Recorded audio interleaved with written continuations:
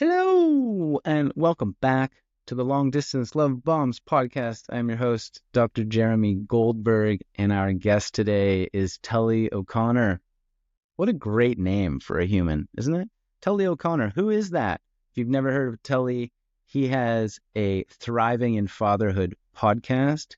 He's got a Substack. He's got a relationship masterclass, and he's got 2 kids. He's got a partner, and this guy is devoted to helping people thrive in family. And this conversation continues this little batch of podcasts where I am focused on talking to experts in parenting, birthing, and raising tiny humans. Tully and I dive into this idea of thriving in fatherhood. We talk about what it means to thrive while being a parent. And we also talk about the other side of that, which is what he describes as the glorious burden of fatherhood. How do we get the support that we need? How do we keep a sparkle in our eye? How do we deal with unmet expectations and prevent them from turning into resentment? What does it mean to thrive in fatherhood?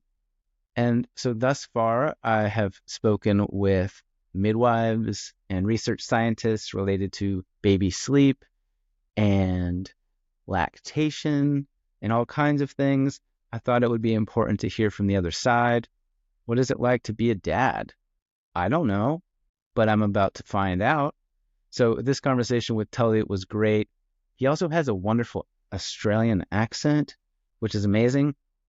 And we just jam. We have very similar personalities, similar senses of humor. This is a fun one. It's a lighthearted one, but we also dive deep and explore some really big topics and ideas that are profound and have the potential to really shift how we parent humans and how we show up for ourselves and our partners. So it's a big episode. It's a fun episode. Thank you for being here. As always, there are links in the show notes to everything that Tully O'Connor offers. But for now, just sit back, relax, grab a pen and paper, a cup of tea, and enjoy this conversation that I had with Tully O'Connor. Tully O'Connor. Tully O'Connor, welcome to the podcast, man. I'm stoked to jam with you about all the things, but I just mentioned, I want to give some background context so you and the listener gets it. My partner is due to have a baby in 9 days, and I basically have hijacked my own platform recently with the podcast and have just sought out parenting people and breastfeeding people and midwife elders to pick their brains about birth and postpartum life. And you have been orbiting my field for years now. We have some mutual friends, and you're a good dude who teaches men how to do lots of stuff. You're a father of 2 young children. And so I'm keen to dive into your world and your teaching all about fatherhood, and selfishly to try to get my head around it and my heart in a place that feels ready, quote unquote. Yeah. But Yeah. to those listening that don't know you, that are like, who's Tully O'Connor other than a very beautifully named man? Like who are you? What's your deal? What do you do? Yeah, nice one, man. Excited to be here because we have been circling each other's fields for a little bit. Few mutual friends, and I see your stuff popping up and love what you do.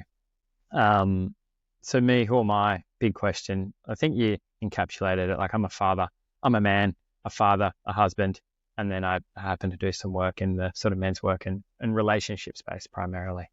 But kind of fell into the work. I didn't set out to be a coach, but I've been doing it for 7-8 years. And back when I started, I didn't even really know coaching was a thing. So for me, it's always been about self-exploration and sorting my shit out so I can be best man, dad, partner I can be.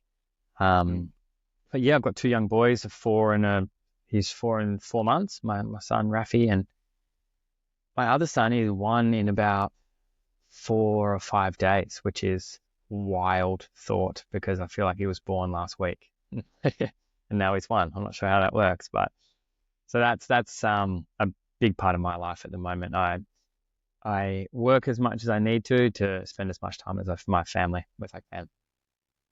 Yeah, I've heard that from many different individuals that like time changes once you have a Full. baby, and that it's just like, oh, they're walking and talking. What happened? Where did they go? Yeah, Well, especially number some two. Number two, yeah, it's been a different, a different beast. yeah, Because you're so preoccupied with the turbo number one. That number two is just kind of like doing their thing. And for Rafi, every week, what are the developments this week? What's happening in his brain? And you're so attuned to it all because there's just one of them. And then number two, it's like, oh, he's walking now. When did that happen? Like it just happens. yeah. First one, you're like eagerly anticipating with the video ready to get the first Yeah, step. yeah, Second one's like driving. You're like, hey, yeah, what? yeah, How'd yeah. that go? Doing my taxes for me and just Yeah, what happened there? nice. All right. Well, I wanted to start with fatherhood and Mm, probably just jam into fatherhood. But I noticed when I was doing some research on your work that you have a podcast called Thriving in Fatherhood, uh-huh. which I love because I heard that and I was like, I want to thrive. Like, how do I thrive in fatherhood? That seems like a good question to ask Tully. And then as I was going through your Instagram, I saw another post that referenced the quote, glorious burden of fatherhood. And you have a quote that says, if you feel the weight of responsibility, if it feels hard, if you're unsure how to make it all work, if you're missing the mark, it means you're treating it with the respect that it deserves. So I guess to start, man, where do you want to dive into that? How do we get from this burden of fatherhood to a place of thriving in fatherhood? Mm, great From question. the context Um, of a dude that's like about to go through the portal. It's yeah, like, hey, I bro, think, throw me a bone here. yeah, yeah, yeah. Tell me, give me the panacea. Um, I guess, yeah. For context, thriving in fatherhood as a podcast name, it definitely wasn't I figured this out and I shall share the bounty with those willing to listen. It was this Well, is we what I should want to we should do. just cut the interview here then, man. I Wait, was you're not told, going to give me the answer? yeah, So yeah, it's been like an exploration because it's like for me, I always knew I wanted to be dad. Like I was thinking about how life was going to look as a father, as a parent, 5 years before my wife was pregnant. Like before I'd even met my wife, I'd started to make career decisions and all of this stuff, knowing that fatherhood was going to be a really important part of my life. So I was thinking about it a lot in the lead up to it. And one of the things I noticed in my transition was there weren't many solid resources around for dads. Like there was kind of those books that are like, they're almost taking the piss a little bit about like, learn to change a diaper and all that like really light stuff or just stuff that nothing with real depth or substance that I could really latch onto. I was lucky I had some men in my life that had been through that initiation quite a few years before me. So I lent on sort of just direct connections. But that podcast was a let's find out kind of thing. Let's find out what it takes to thrive in fatherhood. And what I've come to learn is you asked, how do you go from this glorious burden of fatherhood to thriving in fatherhood? And I think realizing that those two things aren't separate is the key. Do you know what I mean? It's not, when this burden is not here, I shall thrive, because it's, in my experience, relentless. It's something like it's with the kids, it's with the wife, it's with the business, it's relentless. And that's good. It's going to mold me into the man that I'm becoming. Do you know what I mean? I'd be not even half the man that I am if I hadn't stepped into this experience of fatherhood. And so it's leaning into the burden, it's leaning into the challenge in a way, because it's the resistance often that creates the pain, or it creates the suffering. Sorry, like there's pain. That pain's a part of life, and when we resist that, that's often when we suffer. So it's if we can lean into the challenges, to the responsibilities, and the biggest one for me is the high achiever. the perfectionist that wanted to just get it all right, like he had to eat some humble pie and recognize, you're not going to win every day at this, and that's okay.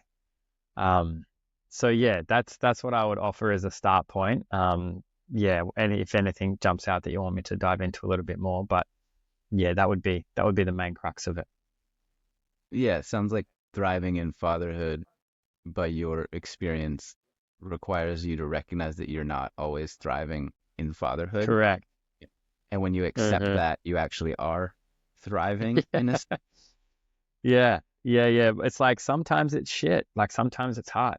Sometimes it's like, and it's almost like the process of if you pick any one moment, like I might have had a moment yesterday where I wanted to throw my hands in the air. Do you know what I mean? It'd be like too hard, right? But if we zoom out across the week and across the month, it's like, yes, this is a beautiful experience. So it's like not getting swept up in those challenges and making sure we've got practices and perspective and people around us to remind us of that perspective. Because when you're in it, and especially the newborn, sleep deprivation, it's like shit is wild. And we operate differently when we're that stressed and that tired. And so, yeah, it's making sure we can hold the perspective and the context of the bigger picture and recognize the season for the season.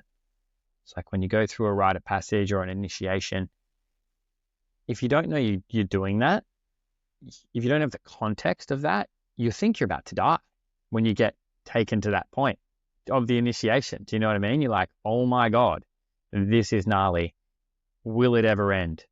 Does it ever end? And so being able to hold the perspective of this is a season, this is stretching me into the man that I'm becoming, doesn't take it all away and just like, oh, well, okay, that's easy now. But it just, for me, it's provided the wall to lean against when I've like been tired through different parts of this transition. Yeah, you're reminding me of something our mutual friend Ryan Pope, who was also on the podcast, talking about birth and parenthood. And for context, if you don't know Ryan, he kind of reminds me of the sea turtle in Finding Nemo. He's kind of like this very late, Aussie. I remember him saying something like, "Bro, you gotta let go. Like the quicker you can let go with all of it, the expectation, the acceptance of where you're at, like who you used to be."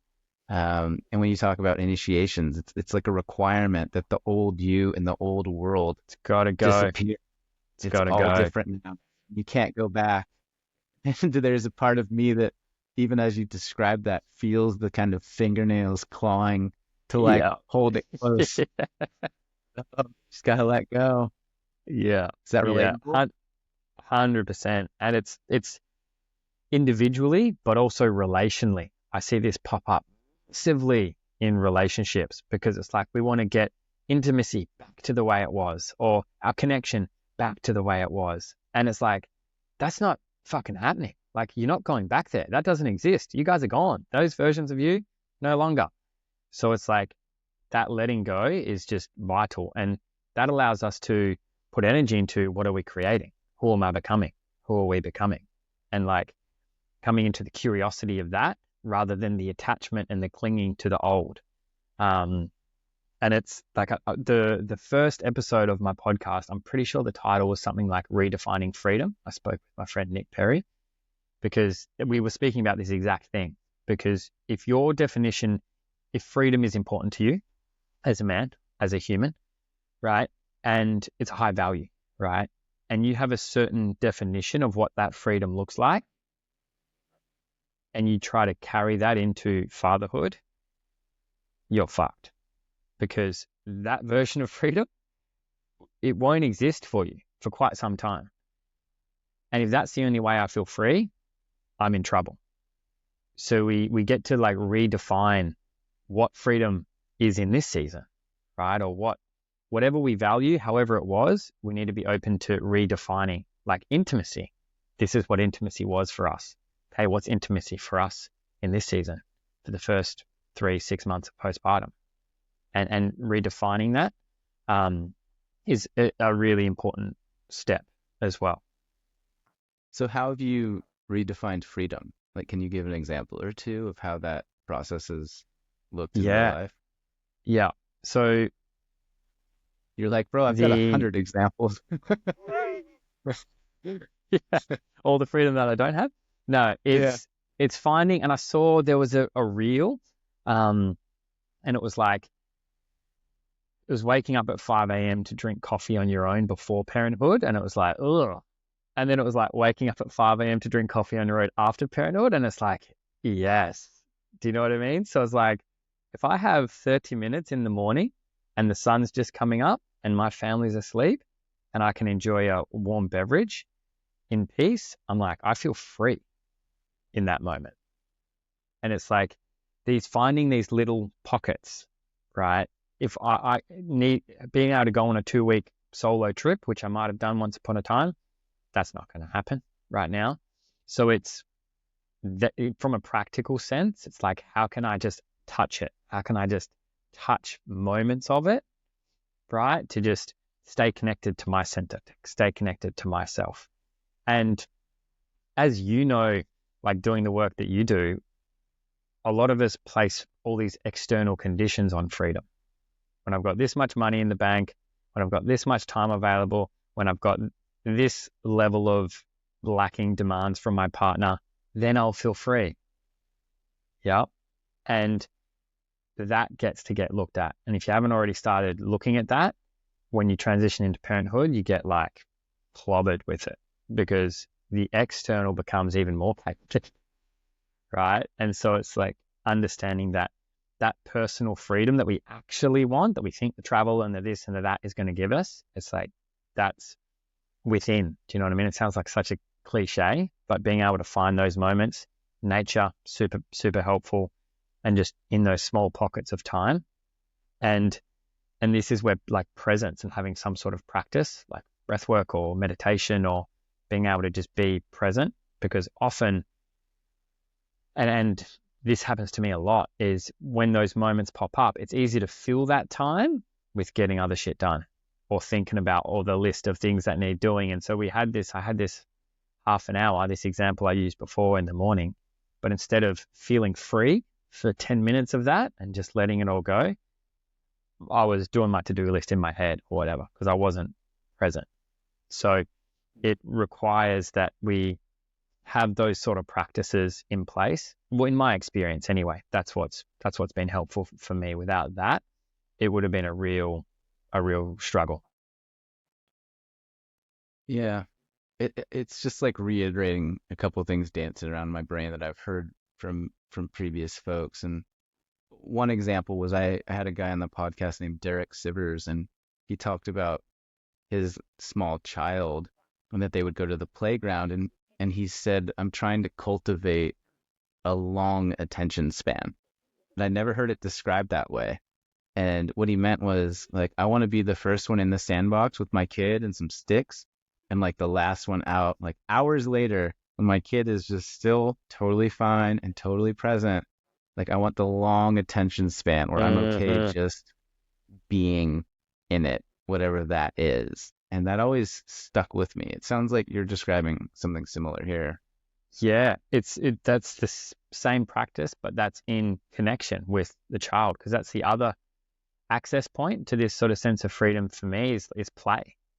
Like if I'm fully present with my 4-year-old or 1-year-old, it's like I'll feel free. I won't feel any burden. I won't feel the monkey mind. I won't feel the pressure if I'm actually present in that. So yeah, I love that cultivating a long attention span, because it's hard. It's so they'll come to you wanting to play, and you can see the pile of dishes. You can feel your partner's a bit stressed and you're not sure what about. So you're trying to figure that out, and there's and then that work stuff didn't get done. And it's like undivided play for 10 minutes. You'll feel like these little time blocks. It's like set an alarm if you need to. I'm not going to do anything except play for the next 10 minutes. And yeah, I'm definitely no parenting expert, but the feedback from the boys is just mind blowing. It's like, whoa, I don't need that much Do you know what I mean? 10 minutes of actual presence. Sometimes it feels like they need a lot because they're getting a lot of 30 or 40% presence, right? But when you're actually present with them, it's incredible. And the thing for me is, I think when I started that practice, pretty early on, in my mind, I was doing it for him. I was doing it for Rafi. I was like, this will be great for him. And then what I've come to learn is it's actually way more beneficial for me than for him. You know what I mean? I needed that more than he did. And yeah, it's funny. And I had this thought the other day that how we've got our mirror neurons, and that's how we learn as when we're kids. Like, we've got these mirror neurons and we model, and that's how we learn behavior. I actually think the most important function of those mirror neurons is for adults to remember how to play again.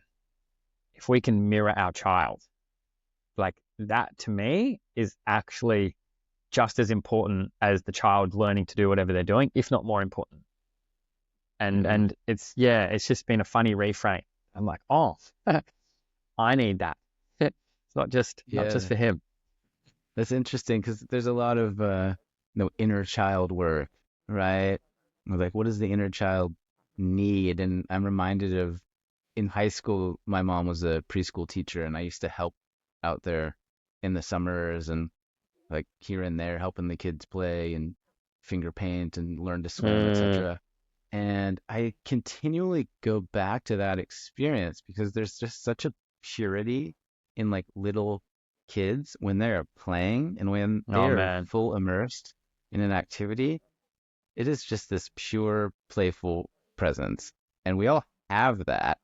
And then, as you suggest, there's responsibility and chores and to-do lists and bills and partners. And it's like, oh man, a good 10-minute play sesh with a little toddler, a little human. Oh man, medicine. Medicine. It is, and it buffers the stress. Like we've had a huge year, like so much going on, moving house, sick kids, building a house. Like, it's been massive. And I swear I didn't burn out, got through it okay, tired. But I reckon I would have really burnt out if I didn't have the buffer of the joy of my nearly 1-year-old. It's like 15 minutes of just interacting with that pure joy and getting, like, it's medicine. It's so beautiful. And it's this essence, it's hard to describe. But like, when kids are just in that, it is, it's like, it's the point. Do you know what I mean? And as we get older and smarter, right, we actually just miss the point. And I saw a post, I think Amber, our mutual friend, shared recently. I don't think she wrote it. I think she just shared it. But it spoke about conscious or intentional regression being a hallmark of wisdom, and unintentional regression being a hallmark of like a lack of development. So being able to intentionally regress to the level of a 3-year-old and play at that level is actually a hallmark of wisdom and maturity. And whereas like the opposite, being triggered into your anger or frustration or like that unintentional regression, that's a hallmark of immaturity. And that just popped up for me as we're talking about this play, because I see so many guys especially struggle. Like, that playful part of them feels so far away, feels so locked up behind lots of barriers that, it can be really hard. They can struggle to connect with that aspect of themselves, and as a result, struggle to connect to their kids sometimes.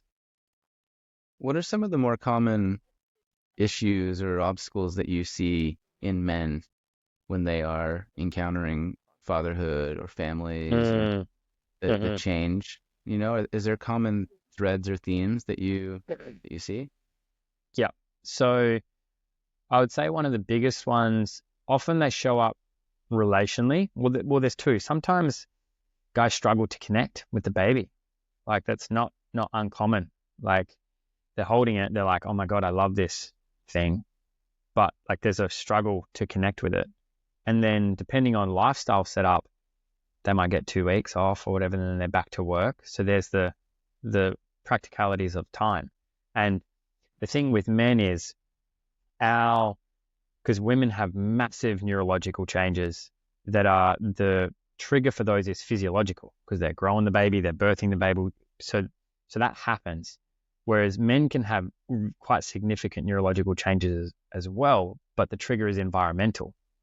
And so it's the amount of time they're actually spending with pregnant belly, present time with newborn. And so if they're not getting that time, often they're not getting those neurological changes, which help with bonding, right? So then it becomes this cycle. So that can be a really challenging thing because then it can prompt guilt or frustration or all these things because we're working harder than ever and we're not getting that connection. It's like there's no reciprocity because we're not able to connect and feel that. So that's a really common one. And then I would say the biggest one though is relationally, because once baby's born, all that beautiful, feminine, nurturing, good juju, right, that we get from our partners that we just love, right, and drink up, 90 to 100% of that is redirected to this little human now. And we're like, oh, what the fuck? Like, this sucks. This is hard. Even if we mentally get it, we're like, I get it. I'm not wanting it to be different, but I don't know what to do here. Like, what do I do with this? And because I find a lot of times men have outsourced their sense of intimacy to their partner. So they only feel that intimate connection when they're with their partner. And so they haven't got that sense of intimate connection with themselves. Most men don't have that sort of intimate connection with other men, right? And so without that, if it's something we need as humans, and if the only place we get it is our partner, we're not going to get it to the extent that we need it during this period, nor should we. And wrestling with that, and then the frustration, the resentment, and then it starts this like cascade, because then the partner doesn't really know what's going on. So they're like, it just starts this cascade, and that's what I see create this relational divide. And then wrestling with that can be a very heavy burden. Yeah, as you're describing that, I'm picturing an experience which I hope is common, whereby have you ever gone to a restaurant or gone to pick up something to eat and then you get there and it's closed and you were like really looking forward to the pizza or whatever, and it's like, no, fuck, right? I picture that of like if your partner's the restaurant or has been nourishing you, and that's where you go to fuel yourself, and then all of a sudden there's just a closed for maintenance sign out front, or they're renovating, and you're like, no, now I'm just hungry and I don't know where to go. I don't know what to do. I'm angsty. I'm pissed off. I resent the restaurant for renovating. Like, just give me the pizza. And the restaurant's like, yo, like, I'm raising your baby, so I don't know what to tell you. 100%.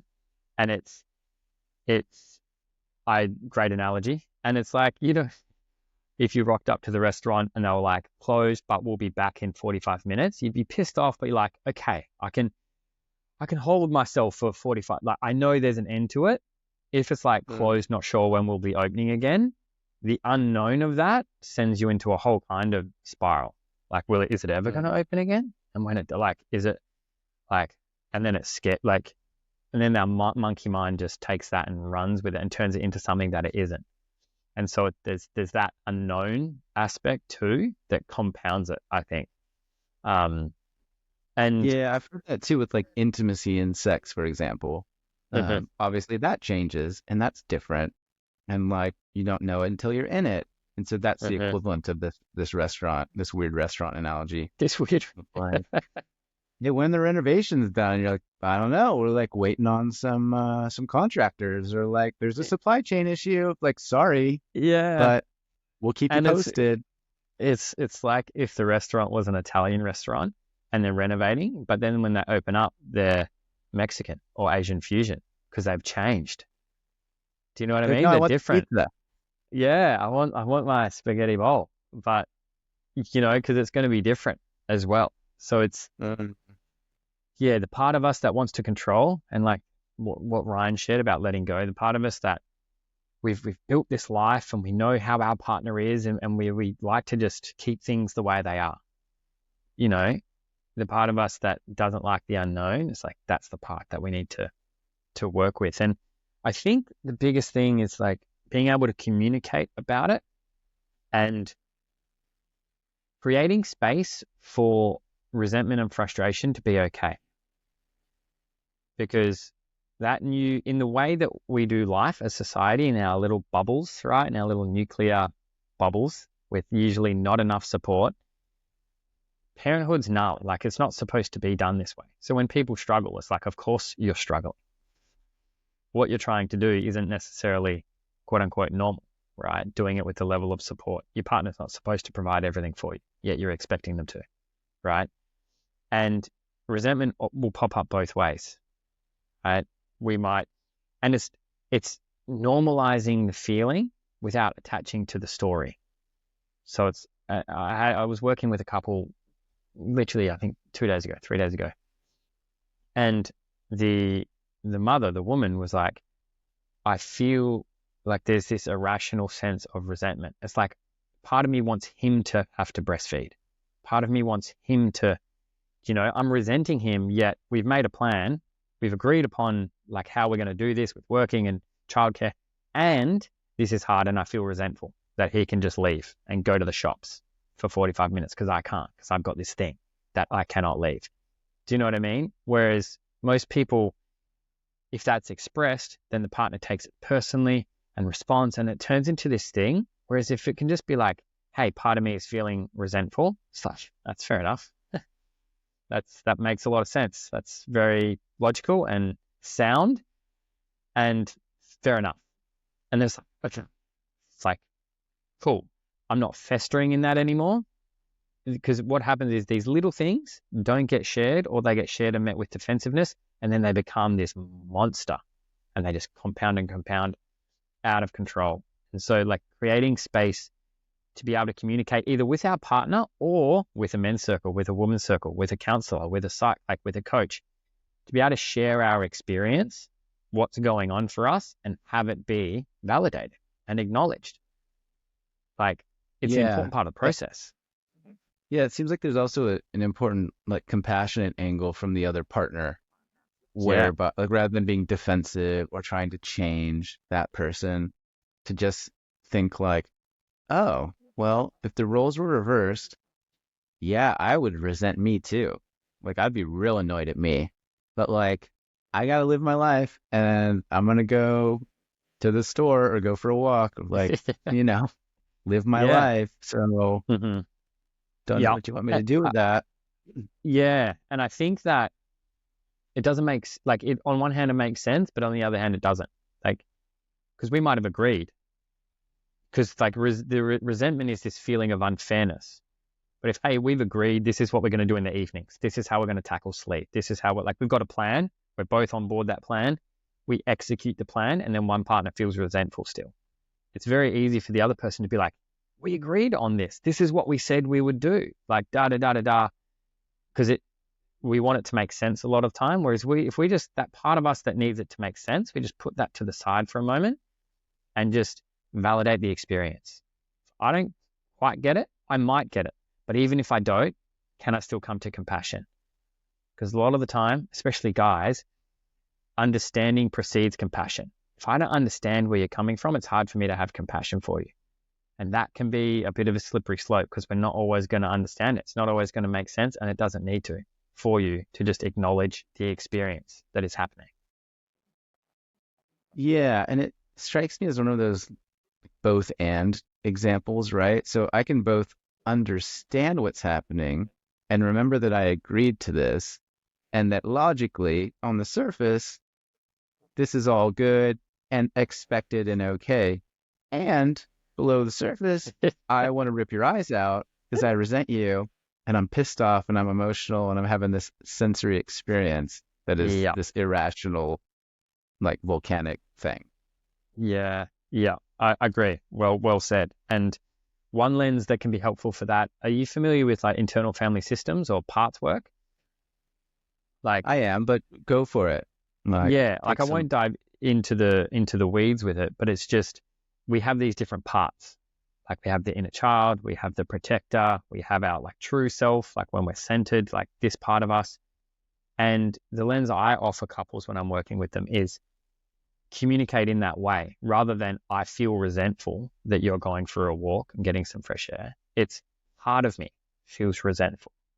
Part of me knows we agreed to it, right? But there's part of me that's raging, like hard. And even Yeah. that subtle thing, soften, like it's communicated in a way that's more accurate. Like, and it's much easier to receive. If I receive, hey, part of me is all good. We agree, like this is the plan and we're executing the plan. But part of me is just ragey and sad right now. I'm like, okay, that's a lot easier to be with than I'm resenting you right now. That's a lot harder to be with. Yeah. I love that.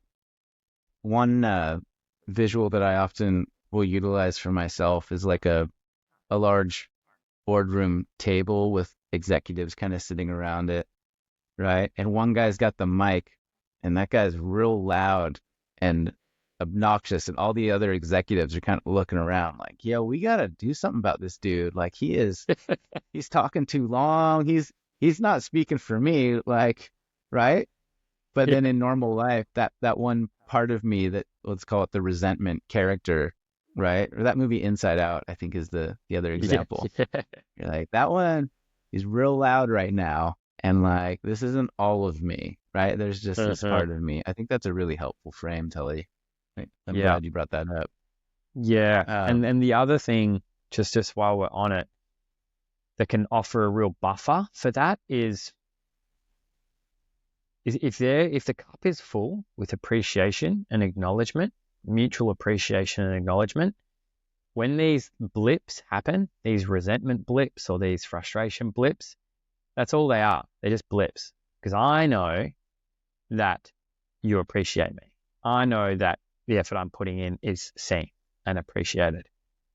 Whereas if that's not there and we pop something and we're all the tank's already empty, that's it's like the nervous system. It's like there's no buffer. So as soon as we receive any feedback, it's trigger town. And then all of a sudden we're not even there. We're not present. We're not regulated. We're child. We're 5-year-old child having a tantrum, right? Whereas if we have rituals and practices where we are acknowledging each other for the efforts put in, for all of that, and we're topping each other up, then it just buffers things. So when the things pop up, we've got way more capacity for it to not be an issue, right? And there can be this like idea in self-help land that like you shouldn't need any external validation. Like validate yourself, like know who you are. And I'm like, yeah, cool. And you're a human being, right? Like yeah. that's how we work. Do you know what I mean? It's like we get that feedback from the tribe and from other people. Like it's how we work.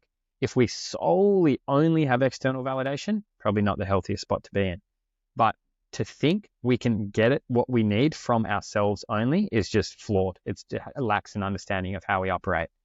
And so making sure we're getting that acknowledgement and validation, set up rituals so that we can be that for each other and go outside the bubble, right? The amount of times I've been in it and I've just gone to a couple of friends that are also dads and they're just like, you're doing fucking epic.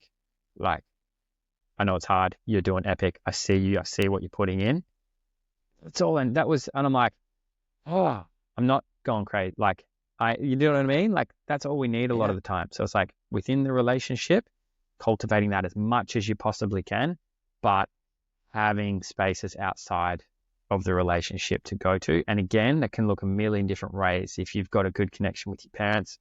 If you've got a men's circle or women's circle, maybe you, for this transition, you get counseling once a month. So you've got that person, no matter what's going on, you've got a space once a month to go and have, like, it's necessary to have it in some way, shape, or form. Yeah. And even to reach out and to specifically to say to someone, hey, can you pump my tires right now? Like, can you just tell me I'm doing a good job? Like, can you tell me I'm not screwing this whole thing up? Yeah. And being Yeah. okay with that, right? I pictured when you were describing that of like, I like when Kendra scratches my head. Like I'm a physical touch person. And even Yeah. if it's just a finger, I'm like those memes where the child or the dog like puts it on their head, right? Like that's me. And like, yeah, Yeah. I can scratch my own head. I have my own fingers. Like I can source myself, but it's not the same, you know? Like there is a Yeah. difference. But I think it is helpful to remember that we're human and we have needs and as Yeah. you said, like not too hot, not too cold, but just right, where you're not sourcing everything, but you're not sourcing nothing. Yeah. Yeah. Yeah. Yeah. Because I just feel like it can be pathologized. Like having needs can be pathologized. It's like you shouldn't need that. It's like your wife just had a baby, da da da. You shouldn't need that. It's like, well, it's not that you shouldn't need it, but you shouldn't expect her to provide it solely. Like, do you know what I mean? Like, there's a difference because often it's the need will be pathologized, so then we feel shame about having the need. So then we're less inclined to reach out and do something about it. Do you know what I mean? So Yeah. it's So like, then from a like a new parent perspective, right? Your your partner gave birth, physically traumatic, healing, life changed, new identities downloading. They've been through the portal, they've got the codes, everything that you used to have and live, the relationship, like that's all burned to the ground. It's gone. We can only go forward. So, how do you navigate those needs while acknowledging that your partner is not in a place to deal with those needs for a while? Is that sort of the like restaurants temporarily closed, like we'll be back in a it's few sort of thing? yeah, yeah, and it's especially birth is so unknown. Do you know what I mean? Like, I know people who had a birth and it was just smooth, and they were back connecting intimately a couple of weeks later. Do you know what I mean? And then I've had some people who have had traumatic births and they didn't connect intimately for 9 months, right? And I'm talking about sexual intimacy specific, because obviously intimacy is a much broader topic than that. So I think the first thing is there's no cookie cutter, because often there's be this like, give me the plan, right? Jimmy and his missus were back at it, a month after. Like, is that going to be? And there's this comparison. So again, just letting go of any expectations because we have no idea how this is going to land. Like, that's the first thing. And then the second thing is, and there's that initial period, like that 4 to 6 weeks, couple of months, where there's no expectations. It's like we can move through a couple of months of just whatever, right?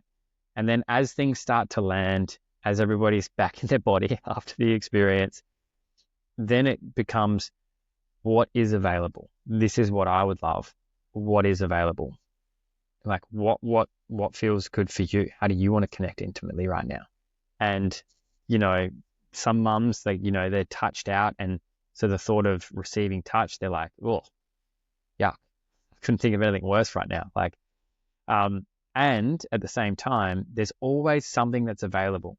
We're such an all or nothing. Like, are we having sex or are we not? Are we back? Are we back having sex yet? Or no, not yet. And the thought of sex might be really overwhelming.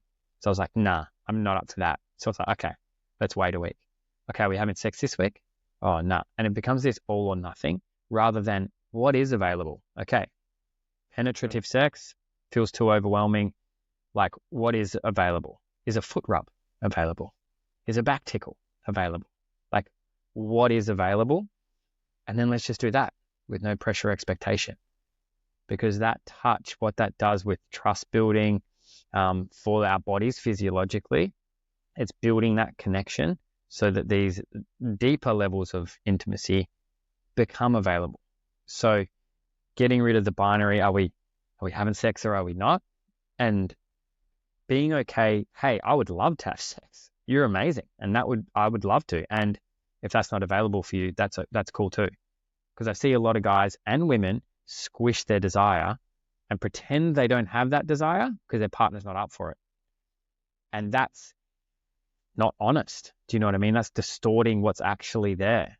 Whereas creating the space where it's okay for this desire to be there and it's not there for you, what is available? Okay, how can we meet there, if that makes sense? So that I find is a good place to start, because it's the one percenters. As you know, it's like change doesn't happen in if we just stack little wins and we're touching each other more and we're having more present time and we stack those little wins, we're going to be more available for each other.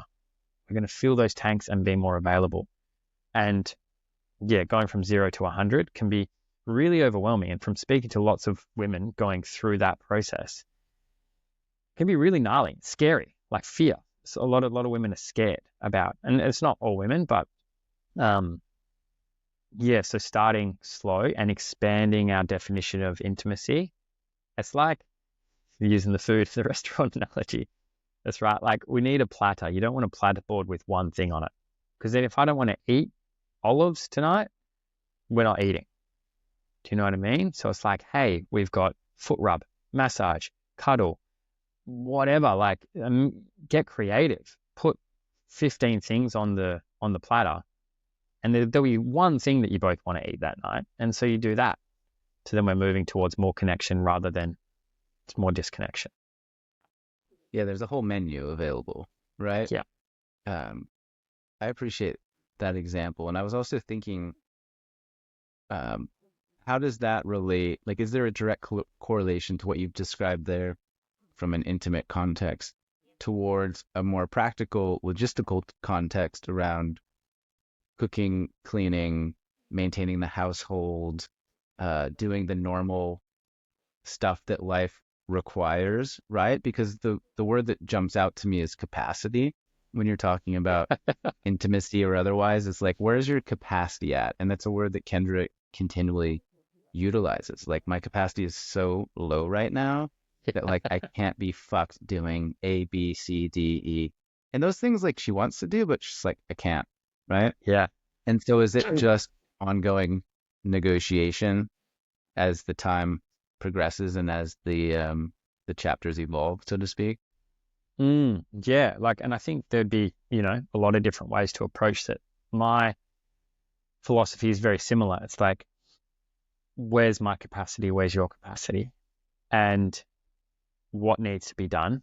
And then the key here, though, is if this question helped us navigate this last 4 and a bit years with as much ease as possible. Obviously, there's still been challenges, but what support do we need?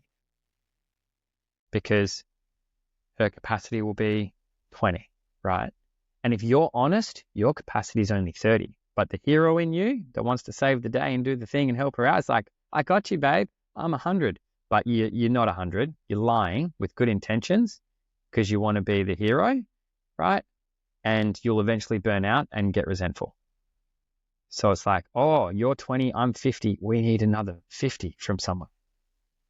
That's not us.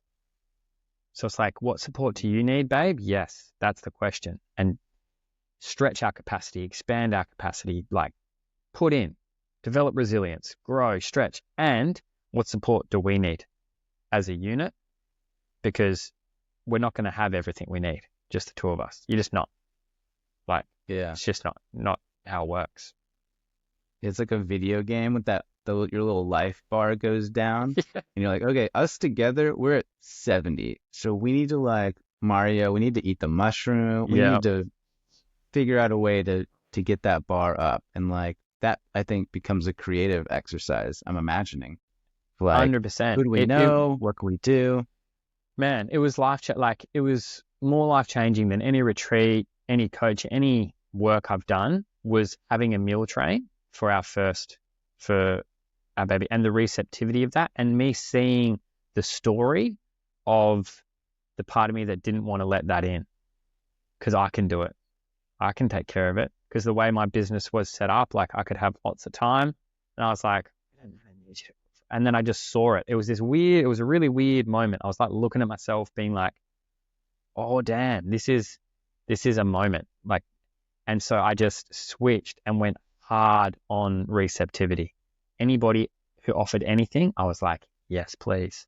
I even started asking people for things. And I was like, which it sounds small, but it was actually life-changing. And then we just got cooked for and received and nourished. And I'm like, this is the way. Do you know what I mean? And we were lucky. Well, I guess lucky and intentional. Like we'd cultivated a beautiful community around us. So that support was there. Not everybody necessarily has that in the moment. And if you don't, like prioritize cultivating it. It's not going to happen overnight, but if you need it now, you're going to need it in the future as well. And so, yeah, going back to that original question, it's consistent conversations around what's required, and things change fast. So you might have 4 days and baby sleeping well, and you're like, we are killing it. Like you got a rhythm, and you're like, this parenting thing's easy. What was Tully talking about? And then baby goes through a leap, Kendra gets mastitis, and you're just like, the next day, the whole thing has exploded. And the plan you made about her capacity and your capacity, and you made it yesterday, it's irrelevant today. So being willing to revisit these plans and like often, because things change so often, and we're in this linear Monday to Friday, 9 to 5, do everything the same, eat everything the same every day. And it's just all year round in all seasons. And it's just so disconnected from nature and how we're actually supposed to live. And this time kind of like forces us to come back to a rhythm with operating in regards to what's actually going on around us, right? In the home, in that, like, rather than being like, hey, this is the plan, which can be hard if somebody's work is in that old system of like, 9 to 5, these hours, no matter what. It's like, hang on a second.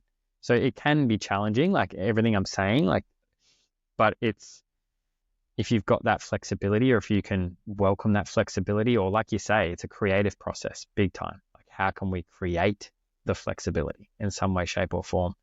Because it requires it.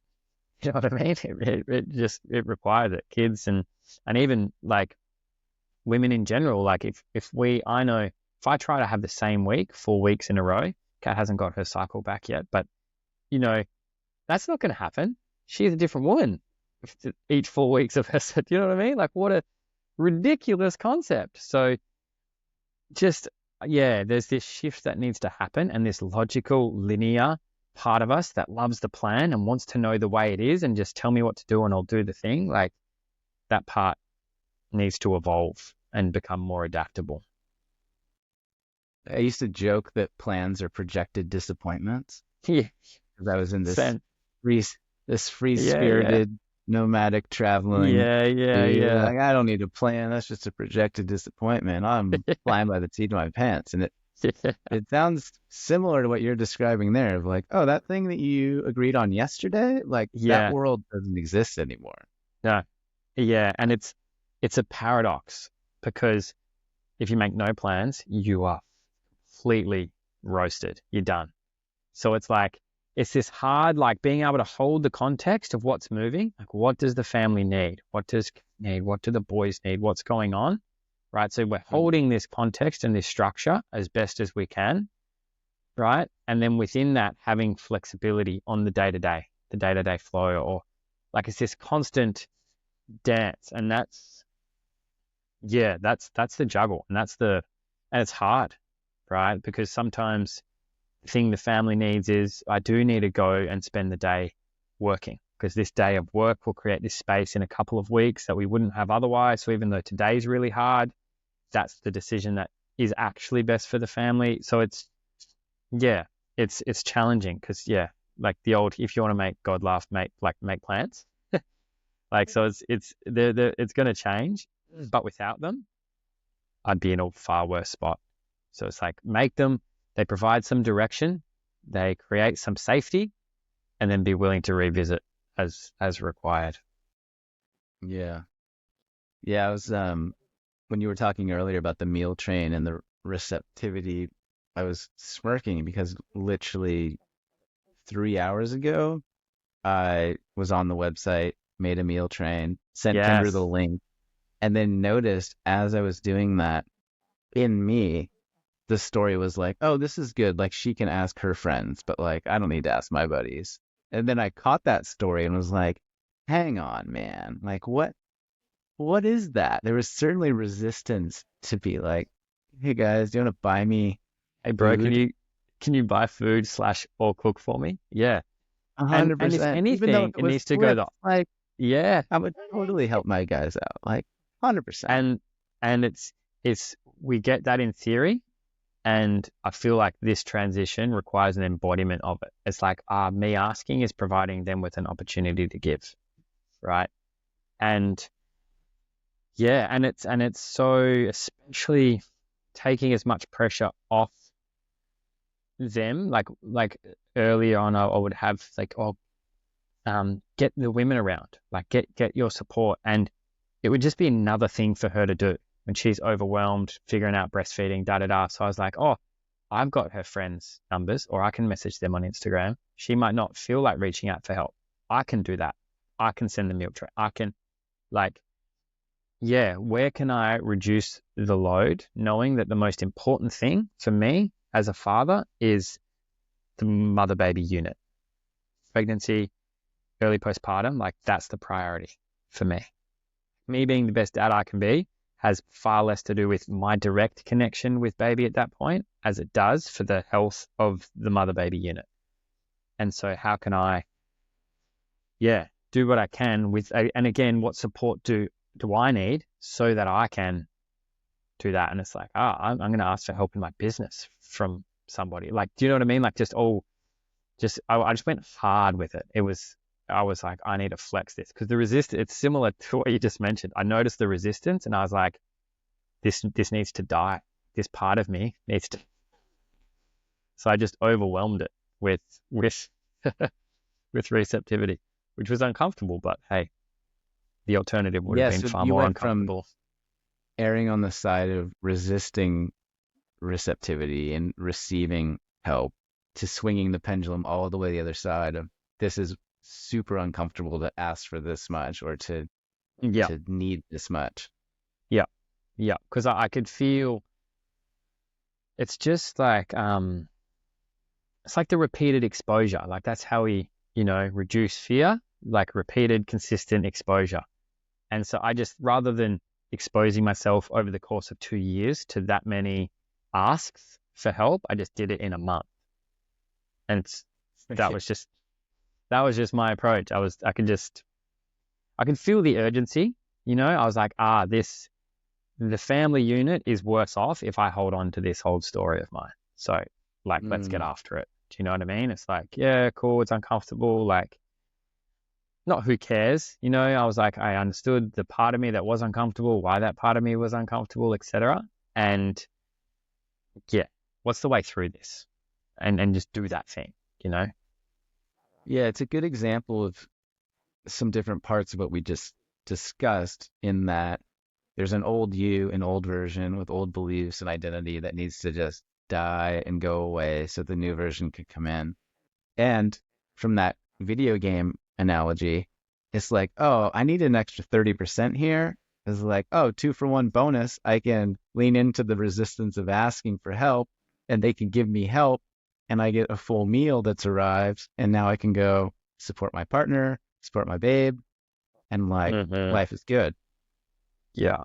Yeah, So man. that It's, landed. yeah, that the upside is, and it extends beyond that too, because everybody's like, find your village, find your tribe, community, da da da da da. It's like, if you're not willing to ask and be supported and support those close to you at this transition, like, when are you going to show up? When are you going to ask for help? What's more important than this? And so, if part of what we're trying Right. to do is build village and build community and all this stuff that we all say, now's the time to put your money where your mouth is. And because it's such our brains are so plastic.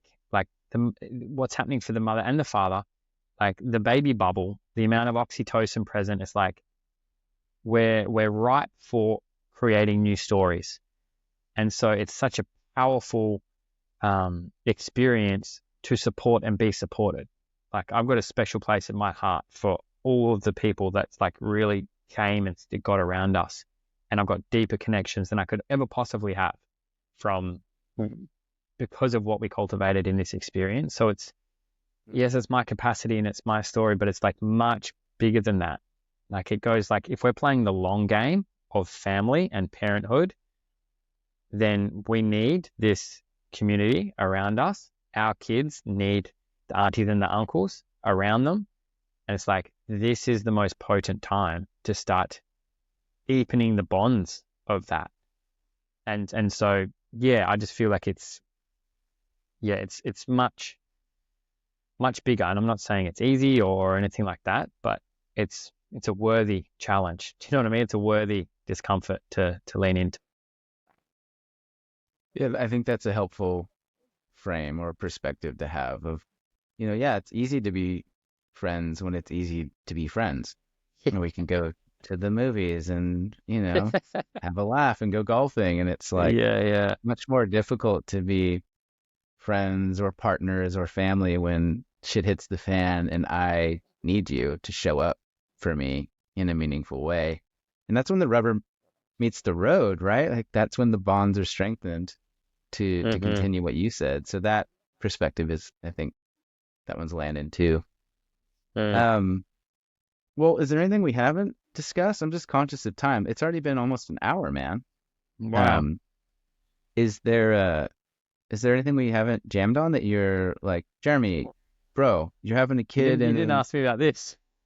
yeah, like you probably should know this before we head out. Uh, Um, no, I feel like we hit all the main stuff. Like, um, is there anything that you wish that you would have done differently or wish that you knew for the first one that you haven't touched on over the last hour, or do we hit I the f- main things? I feel like we hit the main thing. I feel like, hmm.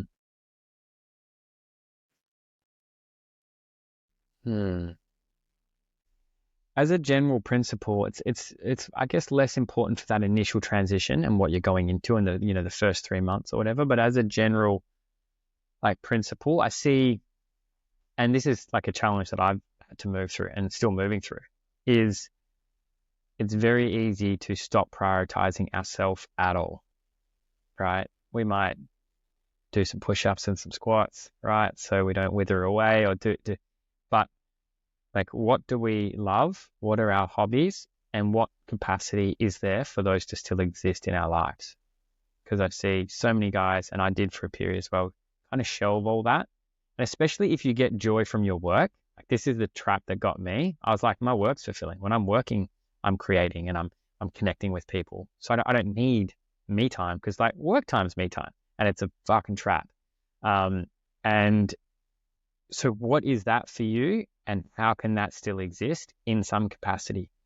So if you surf 3 times a week now, you might surf once a month, like in that first year, like, but don't not surf at all, right? Like, what is that thing? And I saw it referenced. There's a book called The Boy Crisis, and he speaks about the idea of like absent fathers, and it's not just fathers who aren't actually there; it's fathers who are there but not there, kind of thing.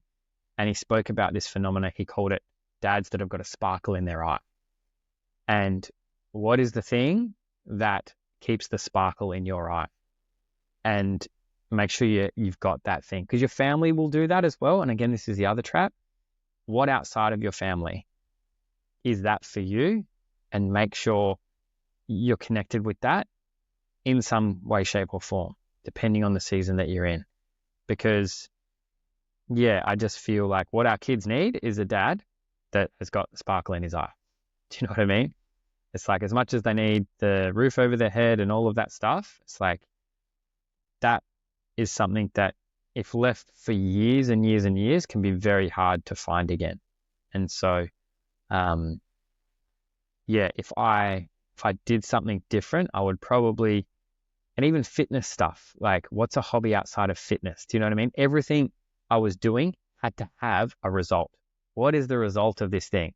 Is this productive or not? If it's not productive, I don't do it. And so it's like, what is that thing? And have a little bit of that thing in your life. And again, for the first 3 months, you might do it once in the first 3 months, like whatever. It's just as long as it doesn't get swept away into a distant memory, because it can be hard to claw your way back I've worked with guys that have let it go for 10 years and they're like, I don't even know what lights me up. I don't. And that, it doesn't take much to not get to that place, right? Just staying tethered to it, connected to it. I think it's not productive, but it is. You know what I mean? And that's not why we're doing it, but it can help those guys that are like me, addicted to productivity. It's like, oh, no, this serves a purpose. It does. It serves a purpose that would be impossible to quantify, but you know, your kids know when you're operating from that level or connected to that thing, and you're experiencing joy that isn't dependent on them. Because a lot of dads, and I can tell when I'm in this space, is there's little joy outside of the connection with them. They light me up and but I'm not getting that elsewhere. So then what am I doing? I'm placing the burden of my joy on their shoulders, right? Rather than having some source of that's not just them. Yeah. Thank you for sharing that. That was good. Yeah, I took some notes too. And I guess the trap, just to continue that, would be the restaurant of your partner's closed, and so you've just made your kids the new restaurant, and then one day man, those are going to be closed too, and they should be closed, and they're kids. They're not your primary source of sustenance, right? So that's a little bit flipped too. Yeah. But Tully, I know you've got a podcast, you've got a website, you got an Instagram account. Anything else for people to come and find you and get in your space that you want to highlight? Yeah, that stuff. I've got a Substack as well for Liberating Love. That's more relationship focused stuff. There's a few sort of podcast, solo cast things on there as well. But yeah, that's the main stuff. Yeah, Instagram, podcast, and the Substack. And I've got like some free trainings and stuff as well that you'll be able to find on my website. Mainly around like relationship stuff, really for anybody, but really with parents in mind. So there's plenty of free stuff there that people can dive into if they feel inspired to do so. Sweet, man. Well, thanks for coming. This was super fun, super helpful too. I appreciate your perspective and your experience and the openness that you bring to all of that. So appreciate you. Thank you. Thanks for having me, man. Great to connect and many jam. Random. Yeah, I'm excited for you, dude. I'm like, excited for you. SOS. Yeah, we should do a 3-month in check-in, and you're like, dude, you fucking lied. This is way harder than you liar. Said. Why? You reference sparkles in my eyes. I don't even know what my eyes are anymore, man. Yeah, man. I'm excited for you, dude. All the best with the transition. Yeah, we'll be in touch. I'll be following along and cheering for you guys. Yeah, chime in anytime. Anything you see shared from me. Hey, man, I have an idea.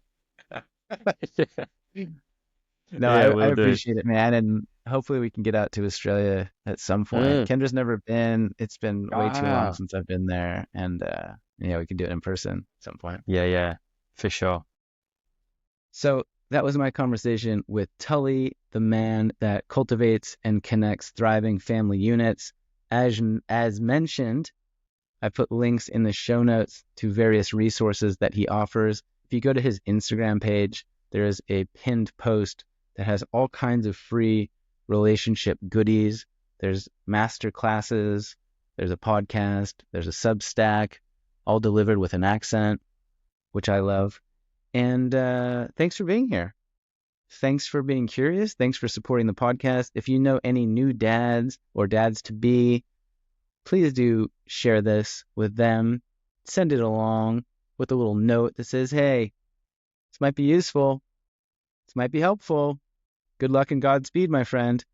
And thank you for being here. Thanks for the 5-star reviews. Thanks for the support. As always, I am everywhere online at Long Distance Love Bombs. If you have any questions or requests, please do send them my way. I'm always open to hearing new ideas and perspectives. I adore you. I hope you adore you. And I will talk to you soon.